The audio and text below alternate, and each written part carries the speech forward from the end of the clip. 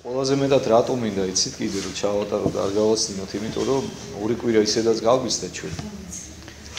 ერთი იმის გამო რომ დღესასწაულები იყო ეს ბარბარობა და საბაობა და ნიკოლოზობა და ნუ მეორე უკვე მამაჩემის ამბების გამო და ამიტომ არ მინდა რომ ძალიან დიდი პაუზა გამოგვივიდეს და ამიტომ ალბათ მაინც ჯობია რომ ვისაუბროთ.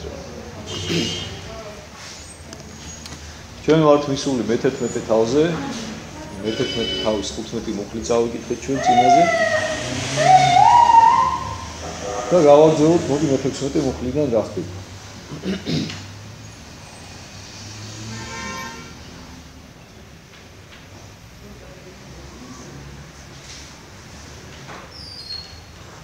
აც ვის ვამსგავსო ნათესავი ესე.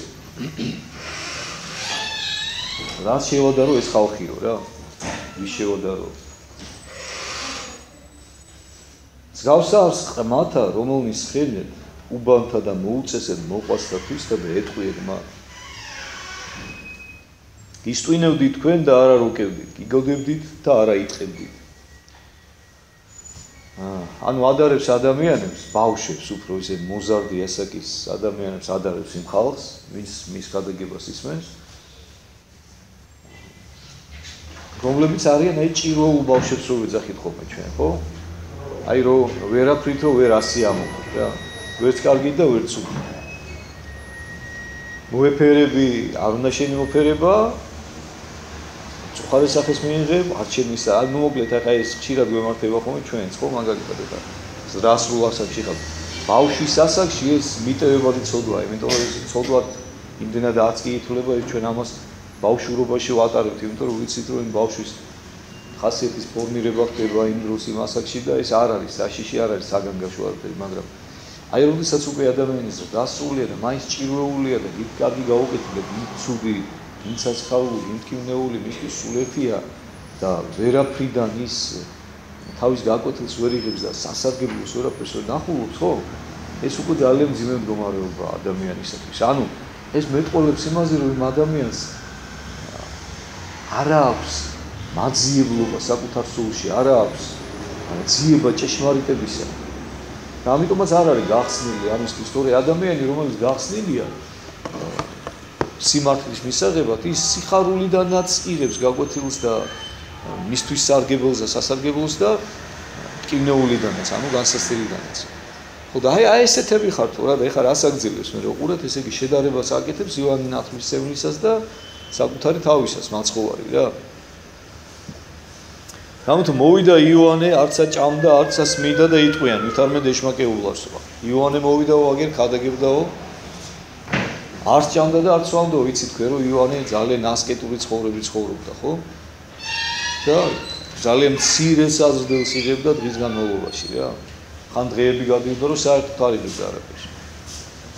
და ისეთი სიმკაცრით გამოირჩეოდა მისი ცხოვრება, მისი ქადაგების წესიც, ხასიათი, ანუ რა ვიცი ხა ალბათ მე მაგალითად ესეთი წარმოდგენა მაქვს იოანე ნათლისმცემელზე რომ აი აი იოანე ნათლისმცემელზე რომ დავფიქრდები თქვა სიტყვაზე ხო ვერ წარმომიდგენია გაღიმებულიც კი იოანე ნათლისმცემელი აი რაღაც სიმკაცრი მიუხედავად იმისა რომ ჩემი საყვარლისი წმინდანია ძალიან აი იმდენად სერიოზული ნატურაა ჩემ წარმოდგენაში ჩემს აღქმაში იოანე ნათლისმცემელი რომ აი მართლა ის სიმკაცრესთან და სერიოზულობასთან იგივდება რა და როგორც ჩანს მართლაც ასე იყო იმიტომ რომ უფალი ამბობს ამას რომ იოანე ნათლისმცემელი მოყავს როგორც სიმკაცრის მაგალითი და სიმტკიცის მაგალითი და ეშმაკეული დაარქვითო და ეშმაკეულობა დააბრალითო იმასო მერე მოვიდა ძეკაცისაო ანუ ეხა უკვე თავის თავზე ამბობს ჭამს და სვავსო ანუ ის თუ არ ჭამდა და არ სვავდა მე ჭამდა სვავო და მე ხიარულად ხო უფალი პირიქით აი თუ იოანე ნათლისმცემელზე ვამბობ რომ მისი ხატება ჩემში ესეთია რომ აი მაქსიმალურად სერიოზული იყო ხო მუდამ უფალი არ წარმომიდგენია ესე პირიქით უფალი წარმომიდგენია მუდამ მომღიმარი მუდამ თბილი ალერსიანი და აგერ ხო ამბობს თვითონაც ჭამდა კიდევაც და სვამდა კიდევაც და მეზვერეებთან და ცოდვილებთან და მეძავებთან ერთადაც კი იყოფდა ტრაპეზს ხო ვიცით ჩვენ ეს რის გამოც ხშირად გამხდარა მათი მხრიდან აი მყვედრების ობიექტი, მაგრამ ხალხს ეს ნაკლებად ანაღლება.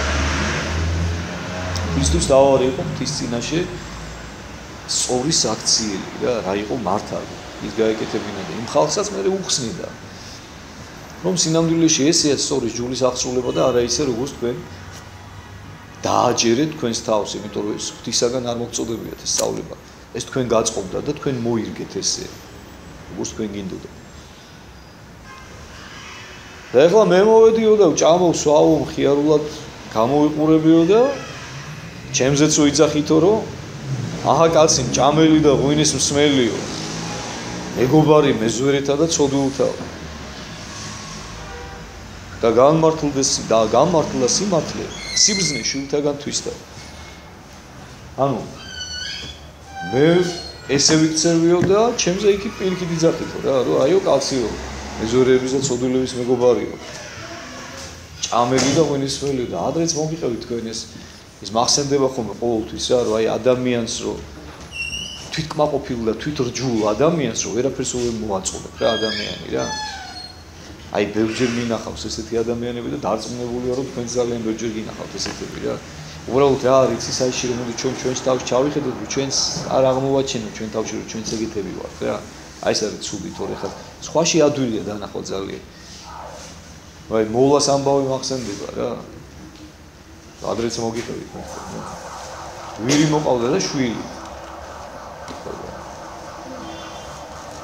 ჯერ ისე შემოვიდნენ ქალაქში რომ ვირი ცალკე მოდიოდა ეს მოლა და შვილი ცალკე მოდიოდნენ რა შეხედეთ ის თავს ტვინი არ აქვს ახლა აგი სახედა არ იყო გამწევი ძალა მოდისო არც ერთი ზედარზისო ისე მოდიო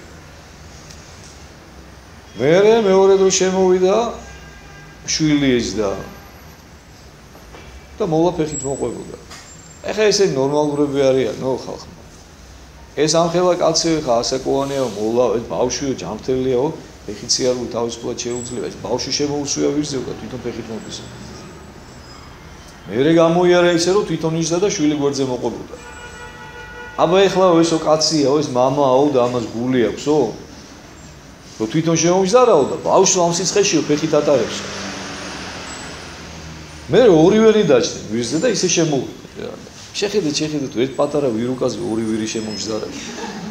ხო და აი ეს არის იცით ხალხო აი ადამიანს როცა ლაპარაკი არ ეზარება და ადამიანი რომელიც აი ვერ ხედავს საკუთარ დაცემულობას საკუთარ ცოდებს აი სიმდაბლე რო აკლია ძალიან ადვილად კავდება სხვისი განკითხვით რა ძალიან მძიმე მდგომარეობაა ეს მინდა გითხრათ რა მე ჩვენ კი გვეღიმებოდა ვიცით მაგრამ აი კიდევ ერთხელ გეუბნებით რომ აი მოდი დავაკვირდეთ ჩვენ ცხოვრებას რა აი სხვაზე ძალიან ადვილია მაგრამ საკუთარ თავსო დააკვირდე და საკუთარ ქცევებს, საკუთარ ფიქრებს, აი ვის მიმართ რა ფიქრები გებადება, რა განკითხვებში ვარდები, ხო? მე უკვე მიხვდები რომ თურმე მძიმე მდგომარეობაში ხარ შენ თვითონ. ანუ მილიონჯერ მიფალსა კიდევ ერთხელ მინდა გითხრათ რომ ადამიანი რომელიც საკუთარ ცოდებს განიცდის, არსალია მას სხვისი ცოდების საკეთად რა. საყურებლად, განსაკითხავად ის საკუთარ თავს განეკითხავს. საკუთარ ცოდებს განეკითხავს და ცდილობს რომ სინანული მოიპოვოს, რომ ღვთის წინაშე შენდობა მიიღოს იმ თავისი ცოდების გამო. მეტი არაფერი არ დაგდებს, აი როგორც შედარებაც მომიყვანია ხო ადამიანი რომელიც ერთიანად ტალახში ამოსვლილი იმას ნაკლებად აინტერესებს რა სხვისი ლაქები ტანსაცმელზე რა. არ აინტერესებს, იმიტომ რომ იმას თავისთავად გაჭირვებია კაცო.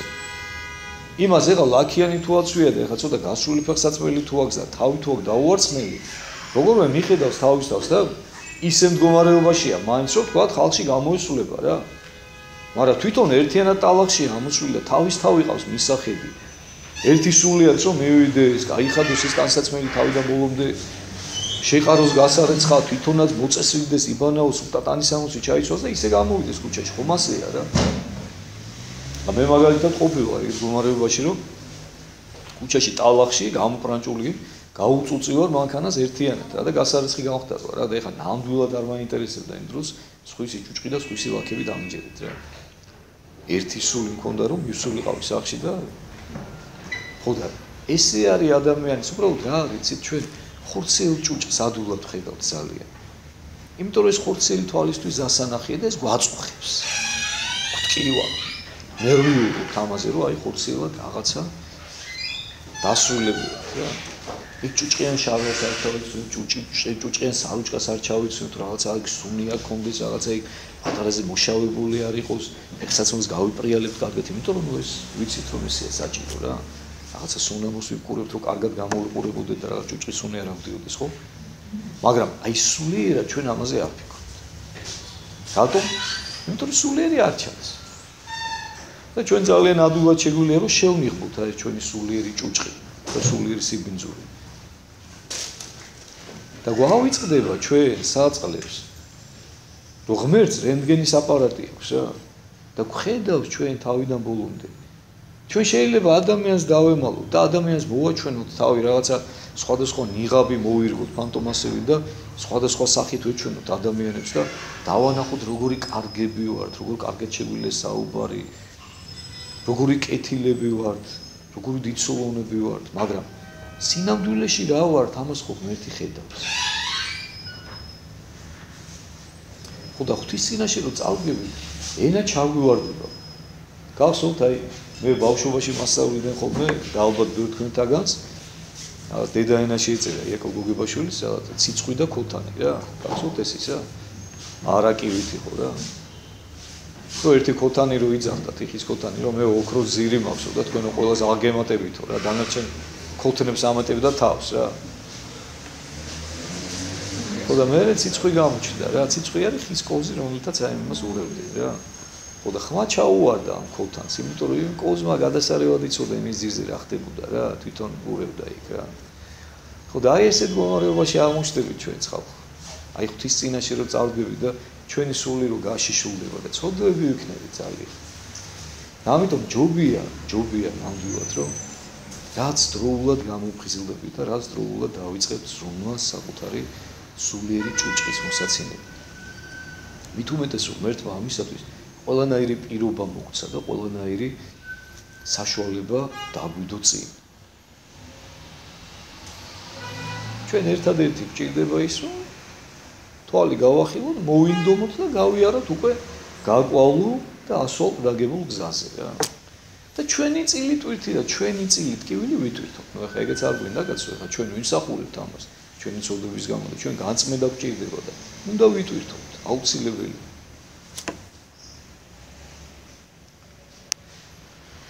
მაშინ იწყო იესო ყვედრება ქალაქებისა მის, სადა იგი იქმნეს უმრავლესნი ძალნი მისნი, რამე თუ არა შეინანეს. და დაიწყო უფალმა ყვედრება, თქვენ საერთოდ ყოველთვის გაიაზრეთ ხოლმე რომ აი როდესაც უფალი ესე საუბრობს, იქ ყოველთვის არის შეკრებილი ხალხი, რაღაცა ნაწილი, რაღაც რაოდენობა ხალხისა რა, აი იქ იწყებს ხოლმე საუბარს. იმიტომ რომ მათთვის მოვიდა უფალი, ადამიანებისთვის, თითოეული ჩვენთაგანისთვის. და დაიწყო ყვედრებაო იმ ქალაქებისო, ანუ ყვედრება რას ნიშნავს? საყვედურის თქმა იმ ქალაქებისთვის, სადაც ყველაზე მეტი სასწაული მოხდაო. უკვე მისი მოსვლის შემდეგ არის საუბარი, ჩვენ ვიცით ხო და გავიარეთ უკვე ეს მომენტი, როდესაც ქრისტემ გააგზავნა თავისი მოციქულობის აქადაგებლად, სასწაულების მოსახდენად, თვითონ მან უკვე უამრავი სასწაული მოახდინა, ანუ თელმა ქვეყანამ გაიგო უკვე მის შესახებ. ხმა ძალიან სწრაფად ვრცელდება, ვიცით ხო? ძალიან ბევრ და უმრავლეს ქალაქებში, ანუ ისეთ ქალაქების ყვედრება დაიწყო, სადაც ყველაზე მეტი სასწაული აღესრულა და ყველაზე მეტი ძალა გამოჩნდა ღვთისა.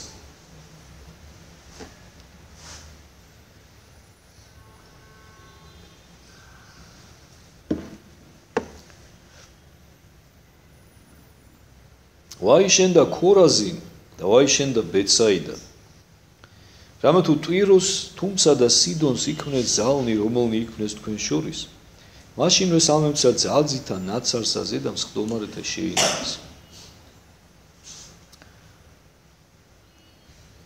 ხოლო გეტყვი შენ, რამე თუ ტვიროსი და სიდონი უმოლხინეს იყოს დღეს ამას საჯელისაცა, ვიდრე თქვენ. აი უყურეთ რა მნიშვნელოვანი რამეა, აი მსგავსი რაღაცაც ბევრჯერ გვხვდება ჩვენ სახარებაში. უფალი ხშირად ამბობს ამას. აი გახსოვთ როცა ამბობს უკეთუნცა არა მოვედ და ვეტყოდე მათ, ცოდვა იმსა არა აქ უნდაო. აი რომ არ მოსულიყავი რო არ ვეხილე მათო მეო მაშინ მათი სასჯელი ნაკლები იქნებოდა მათი დანაშაულის ნაკლები იქნებოდა მაგრამ ხოლო აც მიხილეს და მომიძულეს მეცა და მამაიცა ჩემიო და ამიტომ ძალიან დაიჭირა ანუ ვისაც მეტი მიეცა იმას მეტიც მოეთხოვება მე ტვიროს და სიდონსო ძველი ათმისეული ქალაქებია რომლებშიც დაახლოებით იგივე უჟულება ხდებოდა რაც სოდომში და გომორში რა აუ შედარებით შერბილებული ფორმით რა მაგრამ იქაც სასჯელი მიიღეს ღვთისაგან იქ რომ ქონოდათო ისეთი სასწაულების ხილვის საშუალებაო როგორც თქვენი ხილითო ამ ქალაქებს მიმართავს ხურაზინს და ბეცაიდას მაგალითად ხო თავზე ნაცარს დაიყრიდანო ძალზით შემოსილები შეინანებდენო და ჩვენ ვიცით რომ უფლის სიტყვა შეუვალია უფალმა იცის რასაც ამბობს უფალი კი არა ზუსტად იცის რომ ესე იქნებოდა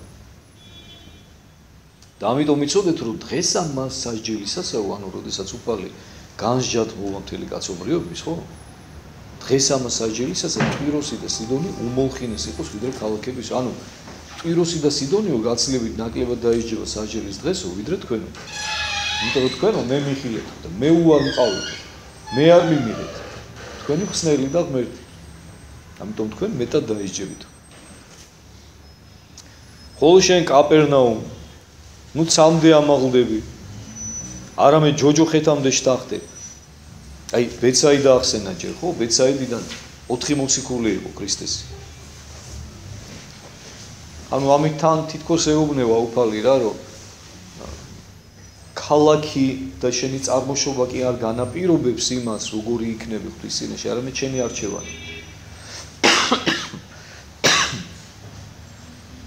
აგერ დააწილით თქვენგან იგივე ბეცაიდადან 4 მოციქული მყავს მე ხო მაგრამ თქვენ არ მღებულობთ ამიტომ თქვენ დაიჯებთ იმიტომ რომ თქვენივე წიაღიდან გამოვიდნენ ეს ადამიანები რომ იმას მიიღეს და თქვენ არ გაქვთ ეს მიმღებლობა რა კაპერნაუმს მიმართავს კაპერნაუმი უფლისა მისი მშობლიური ადგილია ნაზარეთი კაპერნაუმი შენ კაპერნაუმ ნუ ცამდე ამაღლდებიო კაპერნაუმმა საკმაოდ გაითქვა სახელი ამ პერიოდისათვის უკვე როგორც იესოს სამშობლო ნუ ცამდე ამაღლდები არამედ ჯოჯოხეთამდე შთახდეო რამე თუ სოდომს თუმცა იქმნეს ზალნი რომელნი იქმნეს შენ შორის გიამსა დღეინდელა დღემდეო ხედავთ სოდომში და გომორში რო ყოფილიყო ისეთი სასწაულებიო როგორიც შენი ხილეო კაპერნაუმს მიმართავს ქალაქს დღესაც ცოცხლები იქნებოდნენ ეს ქალაქებიო რა არ გაქრებოდნენ პირისაგან მიწისაო და ჩვენ ვიცით სოდომის და გომორის ბედი ხო რა ბედი ეწიათ მათ თავიანთი რაღაცა ღვთისთვის ყველაზე საძულველი ვიჯულების გამრავლების გამო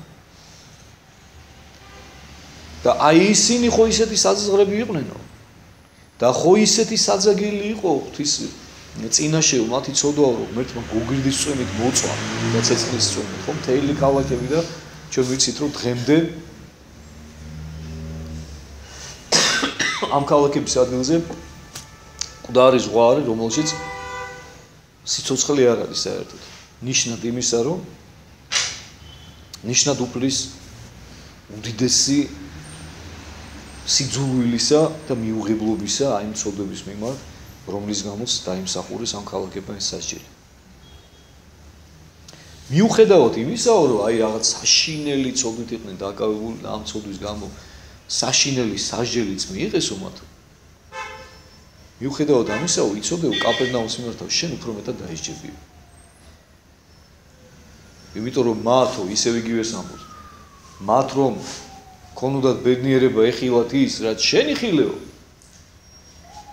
დღესაც ცოცხლები იქნებოდნენ ანუ შესაბამისად შეინანებდნენ მიხვდებოდნენო რა რომ ესე არ არის როგორც მათებონ და ჩვენთვის ცოტა ძნელი წარმოსადგენია ხო ეს იმიტომ რომ ეხა იქ უკვე იმდენად იყო გამეფებული ეს უჯულება რომ აგერ აბრაამს რომ სამი ანგელოზის სახით ყოვლადწმინდა სამება ესნურა მათთან ცხოვრება მოინდომეს მაგრამ მოდი ეხა ჩვენ ვთქვათ რატომ იმიტომ რომ მათ ის ჩვეულებრივი ადამიანები ეგონათ ლამაზი მამაკაცები რა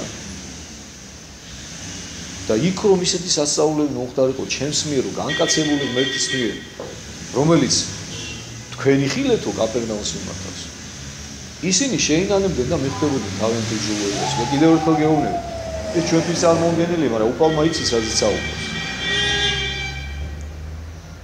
და როგორც ჩანს, მართლაც შეინანებდნენ ისე.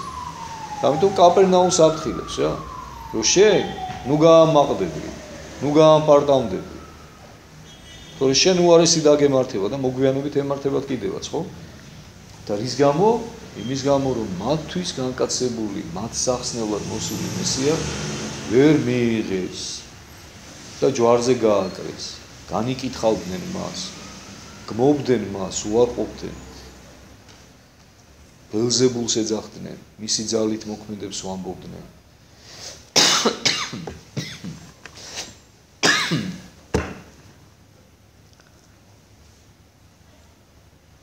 მას ჟამსაშინა იტყო და იესუდას თქვა: აღგიარებ შენ, მამო, უფალო ცისა და ქვეყანისა. რამე თუ დააფარე ესე ბრძენთაგან და მეცნიერთა და გამოუცხადე ესე ჩვილთა.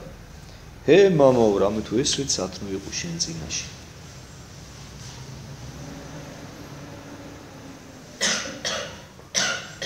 თავის ზეციურ მამას მიმართავს იესო. აღგიარებ შენ, მამო, ცისა და ქვეყანისა. ადიდებს მას. და მადლობას უხდის რის გამო დაუკვირდით? რომ დააფარე ესე ბრძენთაგან რა? ჭეშმარიტება, მისი ღვთაებრიობა და გამოუცხადე ჩვილთა.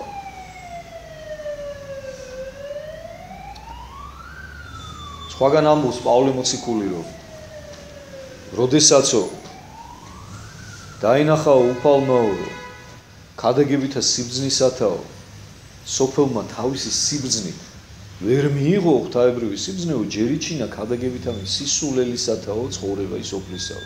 და რა იყო ეს სისულელე? ჯვარცმული ღმერთი, ადამიანებისათვის სისულელე. წარმოუდგენელი რა, ხო? როგორ შეიძლება ღმერთი იყოს ჯვარცმული? ღმერთი არის, ვისაც ყველა ეთაყვანებოდეს უნდა, ხო? და ამ დროს ღმერთი და დამცირებული და ჯვარცმული წარმოუდგენელი იყო, მაგრამ აი ზუსტად იმის გამო, რომ ადამიანის ამპარტავანი გონებისათვის იყო ეს წარმოუდგენელი, ადამიანები, ამპარტავნები მაინც ისე მიიღებდნენ და მაინც როგორც არ უნდა ეკადაგა უფალს და ამიტომ პირდაპირ სიმდაბლით იკადაგა და მოვიდა თავისი ნამდვილი ბუნებით ჩვეულებრივად. სიმდაბლით, რომელიც სიგიჟე იყო და წარმოუდგენელი იყო ამპარტავანი ადამიანებისათვის. ეხაც ამას ამბობს უფალი. მადლობს უფალს, მამას თავისას, რომ დააფარეო ესო ბრძენთაგანო და გამოუცხადე ჩვილთაო. ვინ არიან ეს ბრძენები, რომელზეც უფალი საუბრობს? აი სწორედ ის ხალხი, ვისაც უპირველეს ყოვლისა ევალებოდა უფლის მიღება, წიგნობრები, ფარისევლები, ჯულის მეცნიერები, მოხუცებულები, როგორც იწოდებიან, ხო? მთელი ცხოვრება რომ აი წინერ ჩაკიკიდებდნენ და აი ჯულს სწავლობდნენ და ვითომ რომ უნდა ცოდნოდან და თითქოს ზეპირად იცოდნენ კიდევაც. მაგრამ ხედავთ თურმე ეს არ ყოფილა გადამრჩენელი. ჯულის სოდნა თავარი არის იმისი სულის წდომა და იმ სულით ცხოვრება მერე. თორე იმის ზედმიწევნით აღსრულება შენ არ გაცხონებს, არ გადაგარჩენს. თავარია სული იგზნოს ჯულისა, უფლის მიერ მოცემული, რაც არის სწორედ ეს ჯული სხეულივით არის. რომელსაც ის სული აცოცხლებს და ის სული თუ გამოაცალე, ეს ჯული კვდება უკვე. როგორც ადამიანის სხეული, სულის გარეშე მკვდარია. და ის სული აღარ ქონდათ მათ და ამიტომაც კვდრები იყვნენ სულიერად, ამიტომაც ვერ მიიღეს მათ უფალი. ვინ? ბრძენთა ამას სოფლისათა. ისეთი ამბიცია რო ქონდათ, რომ შეეძლოთ რომ მთელი სამყაროსათვის ჭკუა ესწავლებინათ, რომ ჩვენ ღვთის რჩეულიერი ვართ და ამ რჩეულიერში ჩვენ ვართ კიდე ყველაზე რჩეულები და ყველაზე მოხუცებულები და ყველაზე მწიგნობრები და ყველაზე განსწავლულები. აი როგორ ხალხს დაემართათ, ხედავ? ამ პარტავნების გამო ხალხო გვეშინოდეს ამ პარტავნების საშინელებაა და ამიჯერა. ამაზე დიდი საშინელება არ არსებობს. არც ერთი ომი, არანაირი მტერი ადამიანს ისე არ აზიანებს, როგორც მისივე საკუთარ პარტავნებს. ამიტომ ეს არის ძალიან საფრთხილი და ძალიან საშიში და ყურადღებით უნდა ვიყოთ უნდა. და გამოუცხადა რომ ჩვილთაო, ვინ არიან ჩვილები? უწიგნური, გაუნათლებელი ხალხი, რომლებსაც არ ქონდათ საფუძველი ამ პარტავნებისათვის. პავლე მოციქული ბრძანებს რომ ცოდნაო რომელიც სიმდაბლეზე არ არის დაფუძნებული განალაგებსო ამ პარტავნებსო. თანდაობა აღაშენებსო. აი ეს ის შემთხვევაა სწორედ რა ადამიანები რომლებსაც ქონდათ ცოდნა მიღებული, მაგრამ ეს ცოდნა არ იყო დაფუძნებული თავარ საძირკველზე, რომელიც არის სიმდაბლე, საკუთარი არარაობის შეგრძნება ღვთის წინაშე, ხო? გამაყდნენ, გაამპარტავდნენ და თავიანთი თავი წარმოიდგინეს ქვეყნიერების მეუფეებად. მათ ალბათ დაახლოებით ესე წარმოედგინათ რა, აი ხა მე რო ვეცადო რომ მათ ტვენში ჩაუძრე რა. ხო მოელოდნენ მესიას. მაგრამ ალბათ ესე წარმოედგინათ რომ მოვიდოდა მესია, პირველ რიგში რა თქმა უნდა ესენი იცნობდნენ, ესენი დარწმუნებული იყვნენ, ეჭვიც არ ეპარებოდათ ალბათ 1%-იც რომ პირველ რიგში ესენი იცნობდნენ. და მე ესენი გააცნობდნენ უკვე დანარჩენ ხალხს. აი, მოვიდა ის, ვისაც ველოდებოდით რა. ისიც რა თქმა უნდა მათ დააფასებდა. შეიყვარებდა, მათთან ერთად ივლიდა. გამორჩეული ადამიანები იქნებოდნენ მისი მეგობრები. ერთად გადაარჩენდნენ ასე ვთქვათ მთელ ისრაელს, დაამყარებდნენ მთელ მსოფლიოში ისრაელი ერის ბატონობას და იქნებოდნენ ყველასაგან პატივცემულები და ხალხი თაყვანსებდა მათ და რა ვიცი მოკლედ რა. აი ესე წარმოედგინათ რა. ამ დროს უფალი მოდის და ამბობს რომ ჩემი მეუფება ამ ქვეყნიური არ არის. ზეციურია. მოდის უბრალო ადამიანის ოჯახში. ღარიბი ოჯახიდან არის გამოსული, უღარიბესი, მაგრამ მშრომელი. უთამდაბლესი, აცვია ყველაზე უბრალოდ, თუ კი ვინმე შეიძლება ეცვას. ჭამს ყველაზე უბრალოდ და სადა საჭმელს, თუ კი ვინმე იმ პერიოდისათვის მიირთმევდა. მეგობრობს ყველაზე უბრალოდ და ყველაზე გაუნათლებელ ადამიანებთან და მოციქულებადაც სწორედ ესეთებს ირჩევს. და ესენი გიждდებიან რა. ვინ ეს როგორ შეიძლება იყოს მესია? მათ გონებაში ეს არ ეტევა, ვერ ჯდება, ვერ ხვდებიან. მათთვის წარმოუდგენელია ესეთი დამდაბლებული ღმერთი. აი ხედავთ ხალხო. ხედავთ რა, გადაულახავის ზღუდეა ღმერთის მადლისათვის ჩვენი ამ პარტავნება. უზარმაზარი გალავანივით არის რა. ჩვენ თვითონვე თუ არ დავანგრიეთ ეს ყველაფერი ღვთის მადლით, თუ არ გაგვეხსნა ერთ ჩვენი დღეს და არ დავფიქრდით და დავინახეთ საკუთარი თავი ტრისას. ვერ შემოაღწევს ჩვენში ღვთის მადლი. ვერ მივიღებ ჩვენთვის ყოველთვის სისულელედ დარჩება დამდაბლებული და ჯვარცმული ღმერთი.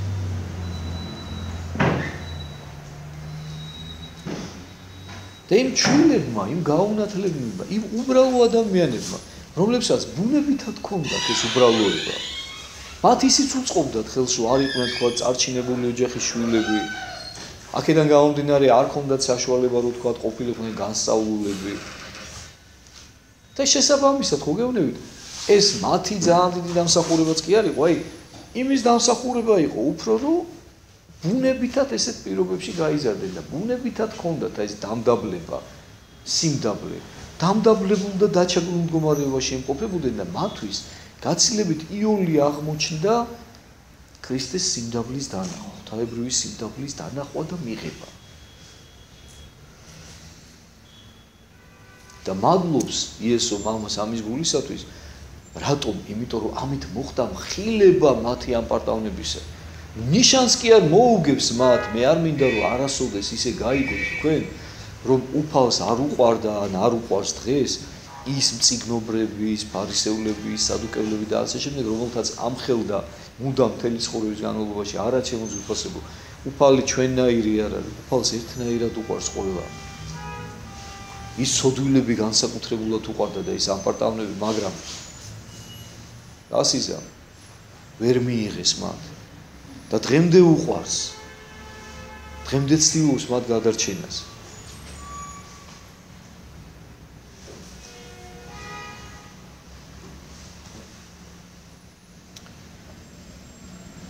და შემდეგ არის ის 4 მუხლი, რომელზეც მე ძალიან ბევრჯერ მიკადაგია, რომელიც მე ყველაზე მეტად მიყვარს სახარებაში, საბაობასაც ვისაუბრე ამასთან დაკავშირებით, ნაწილობრივ და რომელზეც გითხარით, რომ თავის დროზე, როდესაც წავიკითხე ამან მომიყვანა მე ესე ეკლესიაში ამ მუხლებმა რა.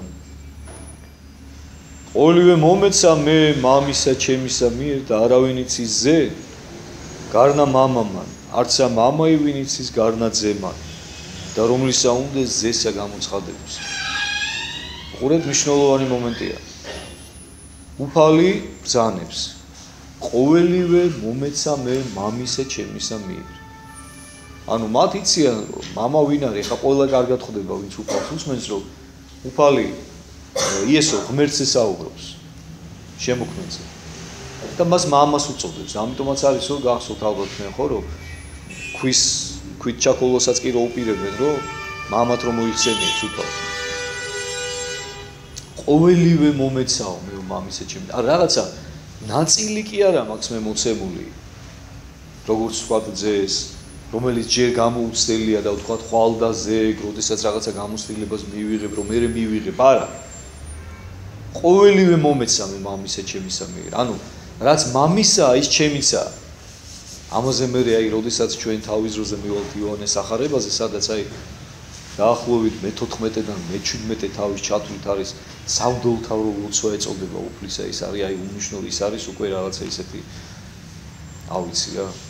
უმაღლესი პილოტაჟი სახარებისა, იქ მივალთ აუცილებლად და განვიხილავთ სულწრილად, დეტალურად ჩვენა ყველაფერს. მაგრამ ამ შემთხვევაში უფალი მოკლედ ამბობს, რომ ყველაფერი მომეცა, რაც მამისა, ის მაქვს მეც. რაც მამასა აქვს ხელმწიფება და ძალაუფლება, ზუსტად იგივე გამოჩნია მეც. და არავინ იცის ძე გარნა მამამან და არცა მამაი ვინ იცის გარნა ძემან. ნახეთ, ამ ფრაზაში ბოლომდე გამოხატა მათი თანასწორობა მამისა და ძისა. არავინ არ იცნობს მამას ძის გარდაო და არც ძეს არ იცნობს ვინმე მამის გარდაო. ანუ ჩვენ ვიცით რომ არსებობენ უამრავი ანგელოზები, მთავარანგელოზები, ქერუბიმები, სერაფიმები, ხო? ისინიც კი არ იცნობენ ძეს, არც მამას. მხოლოდ მამა იცნობს ძეს. იმიტომ რომ თანაბარუფლებიანი ღმერთნი არიან ისინი, ერთნი არიან. მიუხედავად იმისა, რომ სამნი არიან, მამა, ძე და სულიწმინდა, მათი არსი ერთია. ერთ არსნი არიან. ერთი ღმერთია სამპიროვანი.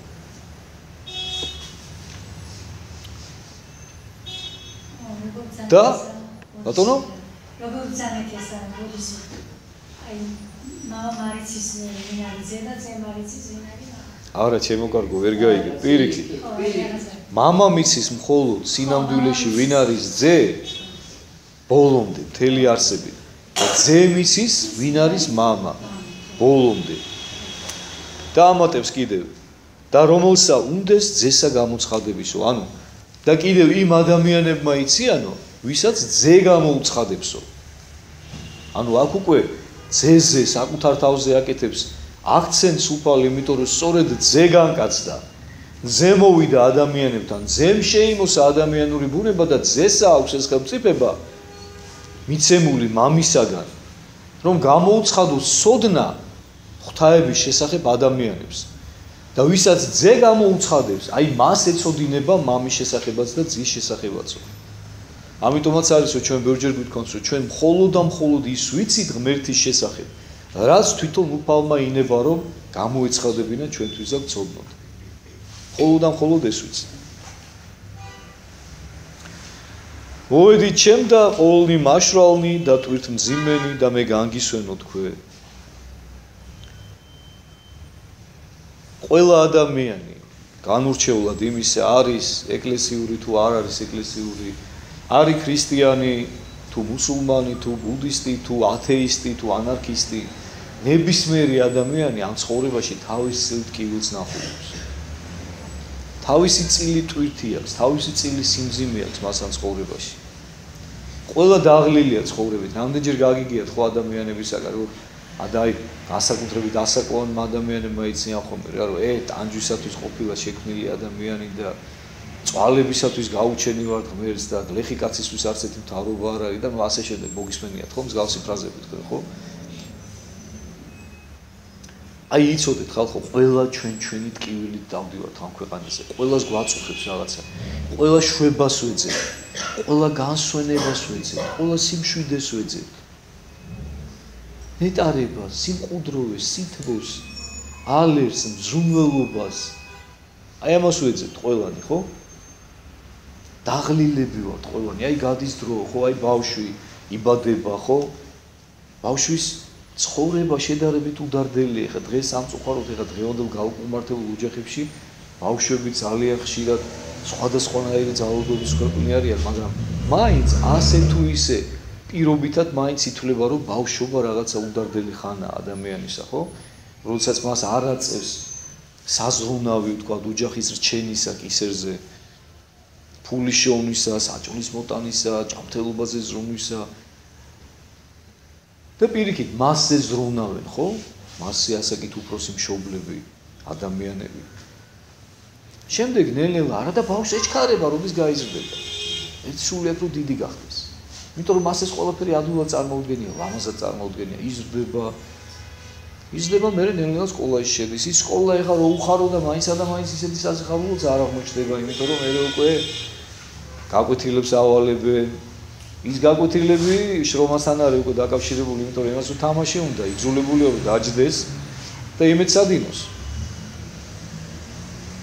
ხან ახერხებს ამას, ხან ვერ ახერხებს. რო ვერ ახერხებს, უკვე სინდისი აწუხებს, იმიტომ რომ მიდის უკვე მასწავლებელთანერიდება და წვენია, იმიტომ რომ არ იცის ის მასალა, რომელიც მას დაავალეს. თანატოლებთანაც წვენია, იმიტომ რომ უიცი და ერქმევა, ორიანს დაუწევს მასწავლებელი. უკვე ტკივილებია, ხო? წამოვიდა უკვე ტყუილებს იწყებს უკვე რაღაცებს, დედას ატყუებს, რომ იმის ადინე. იმისაც რომ დედა არ გაუბრაზდეს, მერე დედა დღიურს ნახავს რომ ორიანი უწერია, გაუბრაზდება მაინც, მერე უკვე მეორე ტკივილი მოდის. ამასობაში ჩამორჩა, მერე უკვე დიდი მასალის აკრეფო აუწევს, იმასაც ვერ ახერხებს, კიდე ცალკე ტკივილები აქვს და ნერვიულობს და მოკლედ საწყალი ბავშვები რა. მერე ერთი სულიად რომ დაამთავროს სკოლა, რატო? იმიტომ რომ ვიღაცა შეუყვარდა. ერთი სულიად დიდი გაიზარდოს რა, რომ ცოლად მოიყვანოს და აუჯახდეს. ის სიყვარული ძალიან ლამაზია ბავშვობაში, ხო? და ძალიან ვარდისფრად წარმოგიდგენია ეს ყველაფერი. გადის დრო, იზრდები. იმ სკოლასაც ამთავრებ, ერთი სული გაქვს სტუდენტი გახდე. ის სტუდენტობა რაღაცა უკეთესი გონია. გახდები სტუდენტი და იქაც მერე ხედავ რა, რომ არც ის არის მაინცა და მაინც დიდი ის. შეღავათი რა, იმიტომ რომ იქ კიდე ცალკე პრობლემები მოდის. ის შეყვარებული შეროგებუნა რომ ცოლად გამოყვებოდა ზურგ შეგაქცევს და ვიღაცა სხვას გაყვება. მან შეიძლება სულაც არ გათხოვდეს. მაგრამ ნუ ყოველ შემთხვევაში შენ ნერვებს მოგიშლის, იმიტომ რომ შენ არ გამოყვები. და რჩები ტკივილით, ეს უკვე ძალიან დიდი ტკივილია, ხო, იმიტომ რომ ვიცი ჩვენ რომ ეხლა ეს სიყვარულის ტკივილი ყველაზე ძნელი ადამიანისთვის. აი იქ იმედ გაცრუება და ეს ის. მერე იწყება უკვე იქ სემინარები, რაღაცეები. რო გონია რომ ეხა იქ თავიდან მოგწონს რა, რომ ეხა ყოველდღიური გამოკითხვა რო არ არის სკოლასავით ეხა იქ, რა კარგია რა, ვივლი, ჩემთვის მოვისმე ლექციებს, ჩემთვის დროს გავატარებ, მაგრამ მერე დგება უკვე რაღაცა ჩათვლების დრო მოდის, სემინარების დრო მოდის. ერთიანად გიწევს უკვე ყველაფერზე მეცადინეობა, ასხავ ტვინს, ათენებ ღამეებს, პასუხისგებლობის შემთხვევაში ვლაპარაკო. თუ პასუხისგებლო ხარ, ფეხებზე ეკიდებ ამ ყველაფერს, მაგრამ ეს ყველაფერიც დამიჯერეთ რომ დროებითია და თავის დროზეგეც ამოგშხამდება. რის ვარლახით ამთავრებ მერე ამ შენს უმაღლეს, ხო? ან იმ პერიოდში ან ცოტა მერე ქმნი ოჯახს. ის ოჯახი ძალიან ლამაზად რო წარმოგედგინა, მერე ხედავ რომ თურმე ძალიან დიდ პასუხისგებლობებთან არის დაკავშირებული. უკვე ჩვენ თვითონ ხდები ოჯახის მეთაური და უკვე გინდა აგინდა გიწევს უკვე ისეთ საზრუნავზე ფიქრი და ისეთ რაღაცეებზე. რაზეც მანამდე სხვები ფიქრობდნენ. შენი მშობლები. და შენ უკვე გიწევს იქ ცოლი გეტყვის. მიდი აბა ეხა წადი პური მოიტანი, წადი საჭმელია მუსატანი, ბავშვის პამპერსია მუსატანი, ის არის. ხადმე არ წავიდე დასასვენებლად მოდი ფული მოაგროვე. იძულებული ხარ რა, ერთი სამსახური გაქვს, მეორეზე იზრუნო, რომ იქ რაღაცა ფული დააგრო, წყალო, ოფლს ღრი. ეხლა ბევრს გელაპარაკებით, მაგრამ მე მივხვდებით რა თუ გელაპარაკებით, ალბათ ხვდებით უკვე. მერე ცოტა ესე შუა წელს გადაცდები უკვე ცხოვრებისა, მიდიან შენგან ახლობლები, ნათესავები, მშობლები. ძალიან ბევრ სიკვდილს ნახულობ, ძალიან ბევრ ტკივილს ნახულობ უკვე ცხოვრებაში.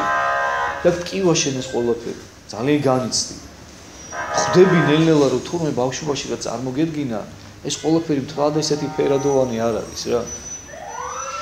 საკმაოდ რუხია და ნაცრისფერი.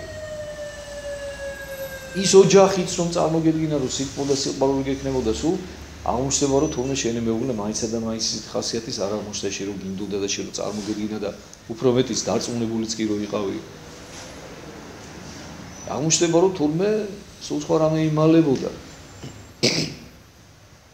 ისიც იგივეს აღმოაჩენს შენში, მაგრამ ნუ მე ამ შემთხვევაში შენზე ვლაპარაკ.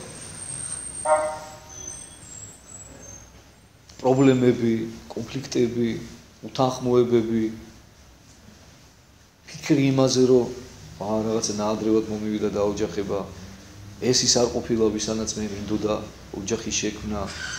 მე შენ შემთხვევაში ინგრევა ოჯახები ამის გამო. ხდება ახლის ზიება. საკუთარ თავში არავინ არ იყურება და საკუთარ ცოდებს და საკუთარ შეცდომებს არავინ არ უყურებს, არა. ის გონია დამნაშავე, რომ იქ შეეშალა იმ არჩევანში. თორე თვითონ გაიდებია. სხვამა ვერ შეიფერეს ის. მერე ჯანმრთელობის პრობლემები იწყება. რაღაცები გიწყებს შეწუხება, ზოგს თავი ატკივდება, ზოგს კუჭი ატკივდება. ზოგს სახსრები, მარილები გაუჩნდება, მოძრაობა უჭირს. მერე ნელ-ნელა ასაკი გემატება. იმ ასაკიდან თავისი ტკივილები მოაქვს. რა მინდა გითხრათ იცი ხალხო, მთელი ცხოვრება, აი ადამიანის ცხოვრება აღიწერეთ, ეხლა მე თქვენ ისე რა ძალიან ისე მოკლედ რამდენადაც შეიძლება რა. რა თქმა უნდა, ეხლა ეს ნაზავია იქ სიხარულისაც და მტკივილისაც რა. ძლიერი ადამიანები ახერხებენ რომ ამ ყველაფერს შეხედონ პოზიტიური მხრიდან. და ქრისტიანები მით უმეტეს ხვდებიან და იციან რომ ეს ყველაფერი მათთვის სასარგებლოა. მათთვის საჭირო და აუცილებელიც კი არის. უფალმა ასე ინება და იმიტომ და მადლობენ ღმერთს ყველა ტკივილისათვის, ყველა სიხარულისათვის და მათთვის ერთ ღვთაებრივ სიხარულში და იმ მომავალის წარმოსახვაში ერთიანდება. აი ეს ყველაფერი და ის ნუგეში რაც მათ უნდა მიიღონ მარადიულ ცხოვრებაში და მარადიულ ნეტარების სახით საპირწონეა აი ამ ყველა ტკივილისა. ამიტომ მათ უღირთ ეს ყველაფერი.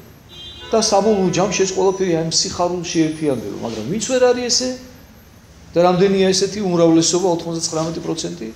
მთელი ცხოვრება ტირიან და კვნესიან და ეძებენ რაღაცა თავშესაფრს. არა და ყველა ადამიანი ეძებს ბედნიერებას. და უცნაური იცით რა, ყველა ადამიანი ბედნიერებისთვის არის შექმნილი სინამდვილეში. ნებისმიერი ადამიანი შექმნილია ბედნიერებისთვის, სიხარულისთვის, სიმშვიდისთვის, სიტყვებისთვის, ღვთისჭვრეტისთვის, უსაზღვრო ენით გამოუთქმელი ნეტარებისთვის. ყველა ადამიანი. მაშ რატო აქვს ამდენი ტკივილის და ამდენი პრობლემის გაატანა გვიწევს? ჩვენი აპარტამენტების გამო ხალხო. მეტი არაფერი. ერთადერთი პასუხი არსებობს ყოველ ამ შეკითხვას. ჩვენი უგუნურების გამო. ჩვენი ეგოიზმის გამო, საკუთარ თავში ჩაკეტილობის გამო.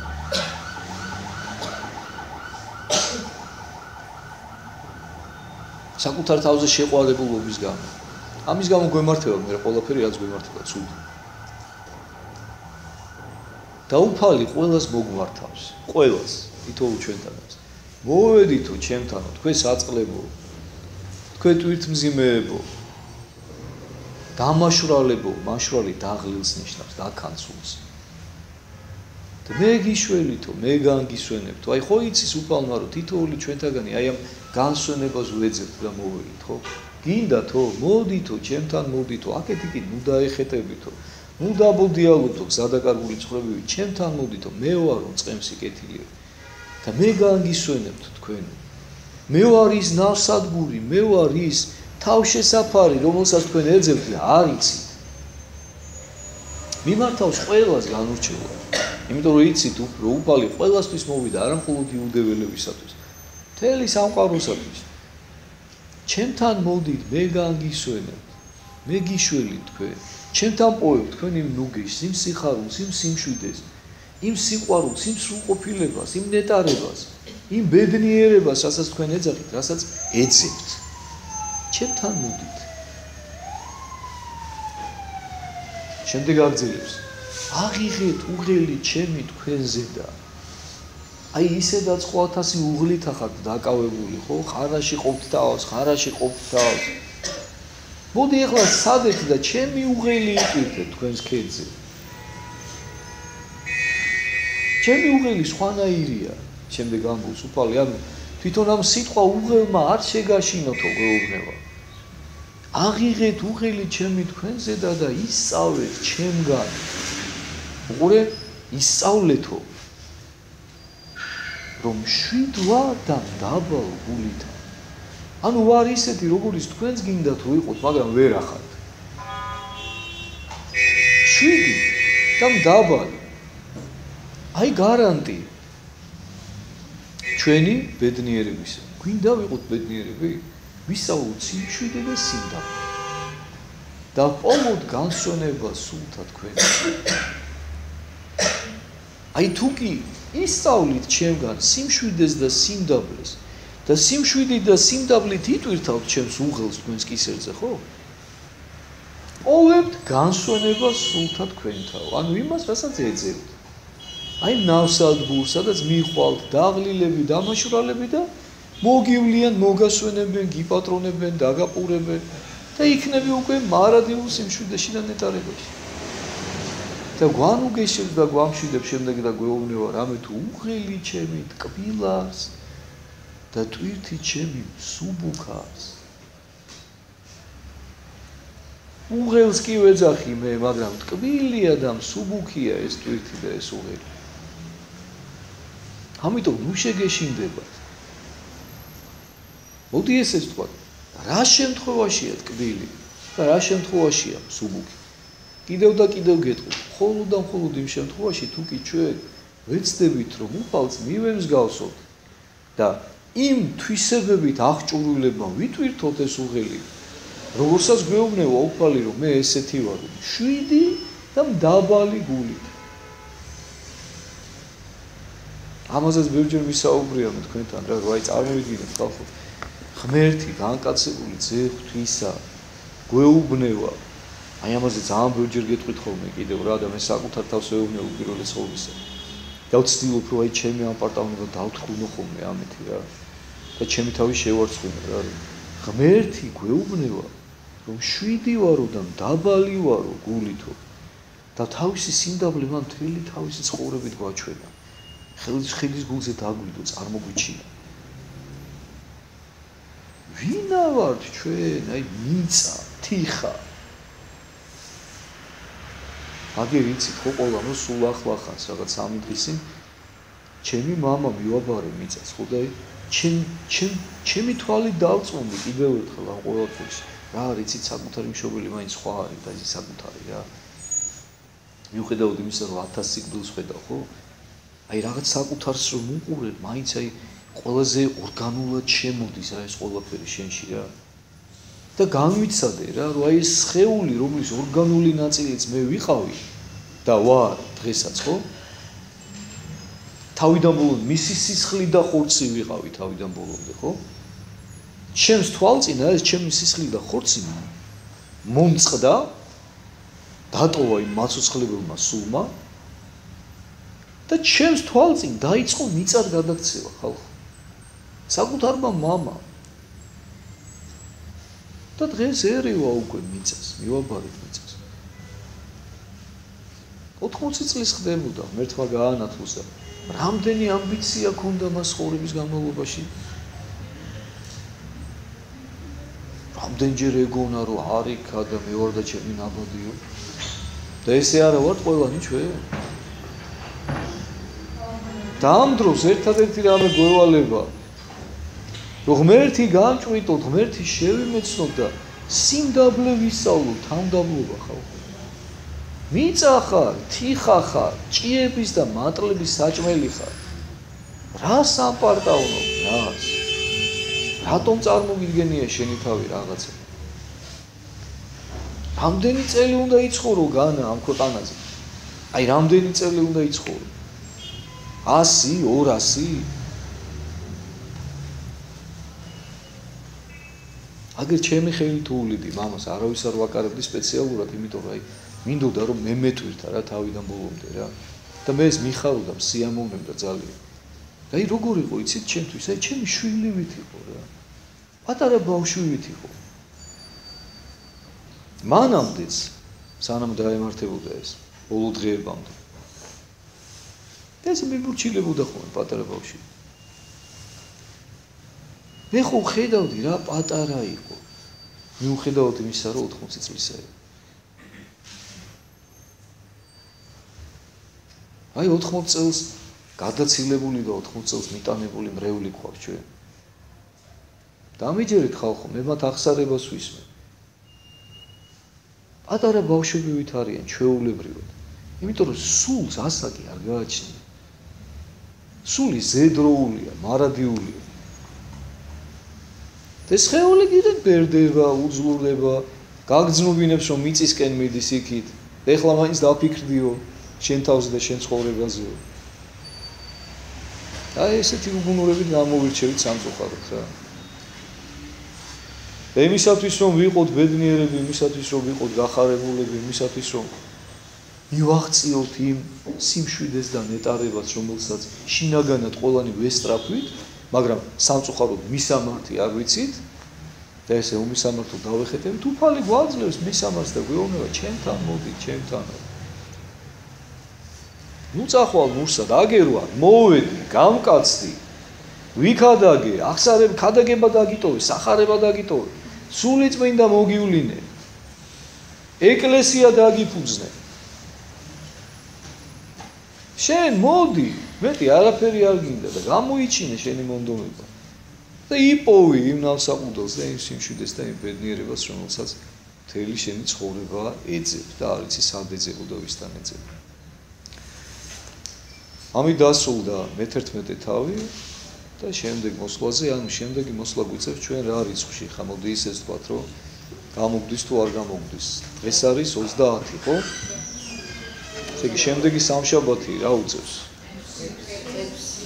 6, ესე იგი 6-ში ვერ მოხერხდება ვერც ერთ ვარიანტში, კიდევ ერთი გასცენა მოგვიწევს, კიდე გაირო დღეს ჩავატარებ.